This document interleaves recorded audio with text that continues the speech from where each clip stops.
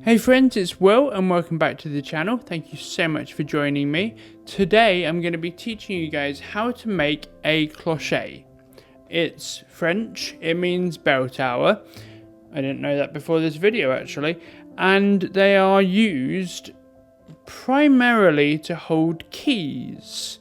I'm not actually sure when they were invented. If I find it out, I'll put it here somewhere.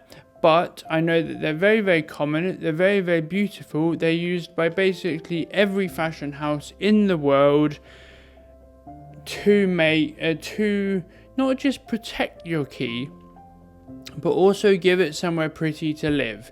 Make sure that it's easily accessible to you.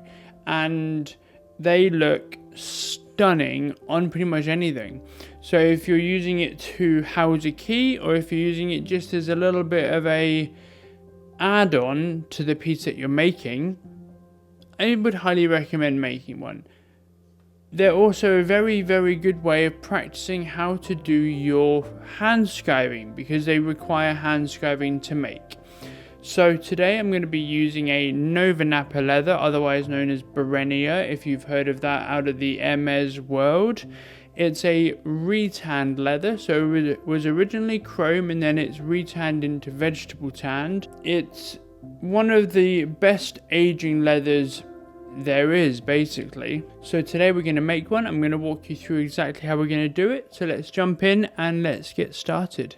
Okay, so like I said in the intro, we're going to be using we're going to be using the Novonappa, the beautiful leather that it is. It's in fact probably my favourite calf skin. And this clochette is going to age absolutely beautifully.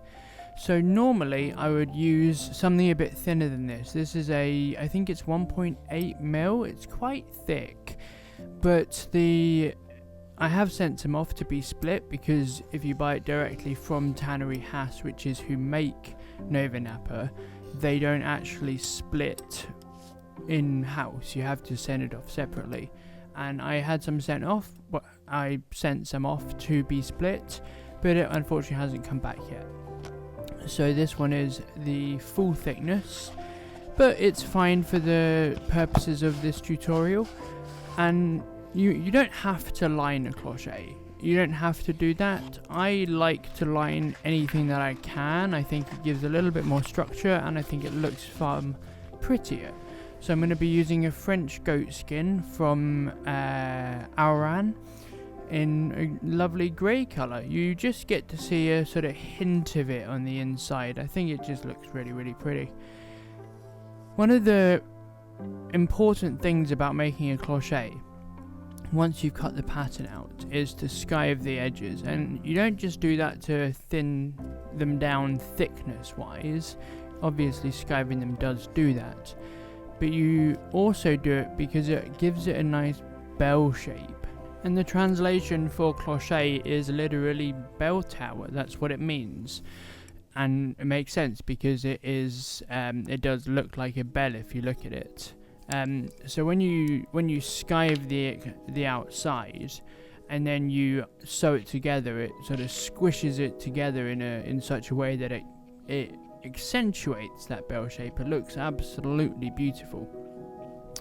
So one of the things I always recommend is you glue from the inside out. And the reason you do that is if you don't glue from the inside out, you run the risk of putting glue on the grain of the leather, the exterior part of the leather, because as you pull your glue brush into the piece, it will catch on the cut edge and it will go on the grain side. So always glue from the inside out.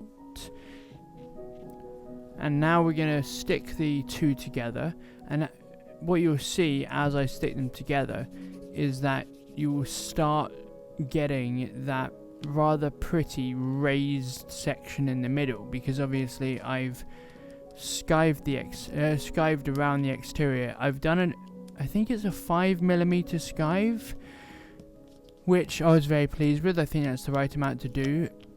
You don't have to do a 5mm skive if you don't want to. If you want to have a less accentuated, a less exaggerated bell shape, a less exaggerated raised area on the inside, you could do maybe a 3mm skive. It doesn't need to be exactly like this. I just like the look of it. The great thing about leather is that you can do exactly what you want to do. You don't have to copy someone else's design. In fact, I would highly recommend you make your own, because making your own teaches you about the design of that piece. But this is a 5mm skive if you did feel like you wanted to recreate it.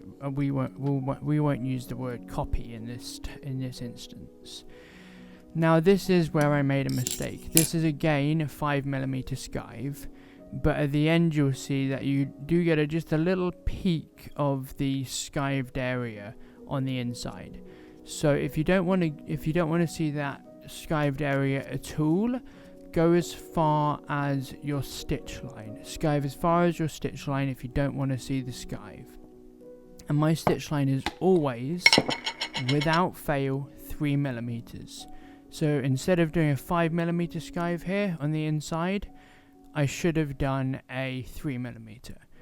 Now, one of the things that you need to bear in mind, and the main reason I do the skive on the lining leather of this piece, is because glue doesn't stick very well to the grain of leather. If you want glue to penetrate really, really well, you need to either scratch it off, the grain off obviously, or you need to skive it off. You need to take the grain off somehow. Now, the reason I painted both ends of this before stitching it together is because you can't paint it once you've stitched it, because they're so close together. I've done I think it's an 8mm hole for the Clochette cord, because the Clochette cord, when it's folded in half and stitched, is 6mm. It's a 12mm strip folded in half and stitched. So I wanted just a little bit of extra on each side, just so it's not too tight. So this is going to be the Clochette, let's call it a hanging cord. I don't really know what the actual correct name for it is, but we'll call it the hanging cord. So I'm cutting a 12mm strip, which I'm going to fold in half, because I want there to be an even amount of leather either side of the stitch line. And because my stitch line is always 3mm, and I want there to be an even amount either side, we're going to do a 6mm. And I don't want to do two pieces and stick them together. I want one and fold it in half, just because it's a little bit easier to do. It's going to be a 12mm strip. I hope that makes sense to you guys. But you can do whatever width you want. If you want to have even more each side, you could do, I don't know, 15mm. So we're now going to stick it together. And as you will have noticed, I wait till the glue is completely dry first. And you start getting that really lovely raised appearance because of the skive on each side. You can see it sort of cushioned out, if you like. Make sure it is really, really well stuck, because it's going to be just the glue holding it together until it's stitched. Now, you don't have to stitch all the way to the corner. In fact, if you see the sort of clochets that Hermes does, for instance, they don't stitch all the way to the bottom. They do it a little bit higher up, and that's so that it's easier to get because these are normally, clochets are normally made to keep the key for the lock for your handbag in. It's like a bell that keeps the key inside. And it's a little bit easier to get that key out if it's not stitched all the way down. I just like it stitched all the way down. I've got to admit, this leather, Novonappa or Berenia, depending on what name you're using, it does prick mark and crease just so beautifully. Now, this is how we're going to make the hanging cord.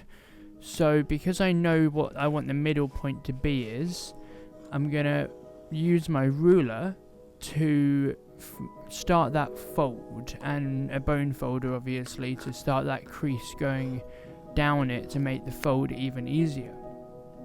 This is the same technique that you'd use when you're making a handbag piping. So if you're making a handbag or any bag that you're turning inside out, you're making it inside out, and you're doing a piped seam, a piped edge on the outside, this is the same technique you'd use. You just put a cord in the middle of this. But because this isn't obviously piping, I don't need to put the cord in. It's again really important, especially down the ends, to make sure it's glued down really, really well. The best way to know how much to cut in order to make the slit that the clochette goes through is to use the clochette itself and mark out how much you want. It gives you a really accurate representation, a really accurate measurement of how wide you want it, so you know that your clochette is going to fit down through that slit.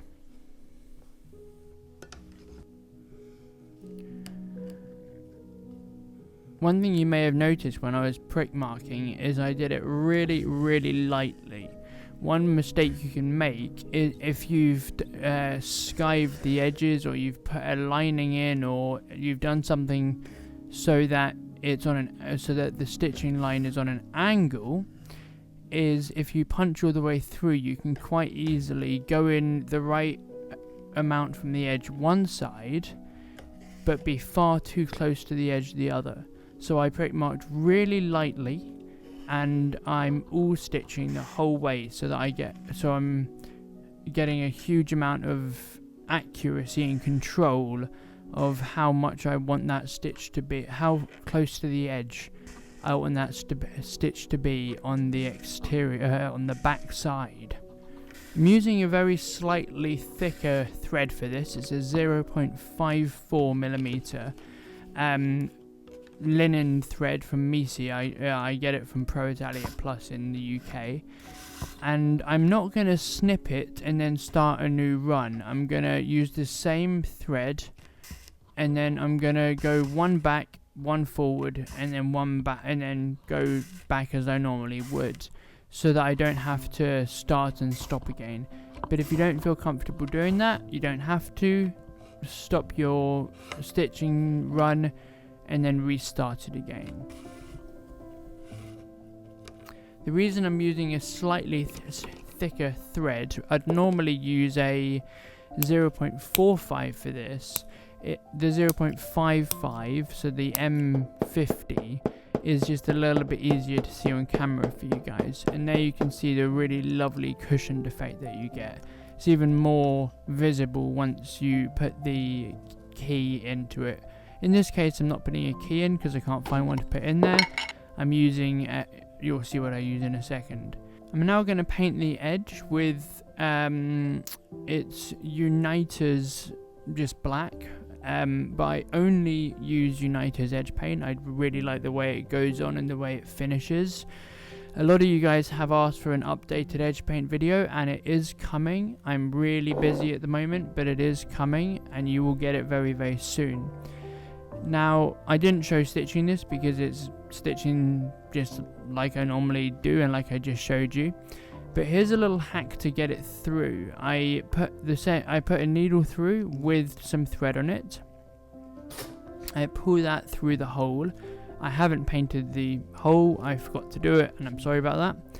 And then you use that thread which you put through the hanging cord. I don't remember what I said I was going to call it. And a bone folder, and you pull it through, because if you don't do this, it's an absolute bitch to get that cord through the clochette itself. Now, because I don't have a key, I'm just going to use a little loop. This is from a zip. It's a zip pull loop, and this is actually how you do it. So you feed one through the other and then back through itself. I hope that makes sense. And then you pull what would be a key up into that clochette. and you get that absolutely beautiful bell shape. I love it. And that's how it's made. Thank you guys so much for watching. I really appreciate it. I hope you enjoyed learning how to make a clochette for your project. If you did enjoy the video, don't forget to leave a like, comment and subscribe. Do all the YouTubey things, and I'll see you next time. Have a fantastic week. Take care.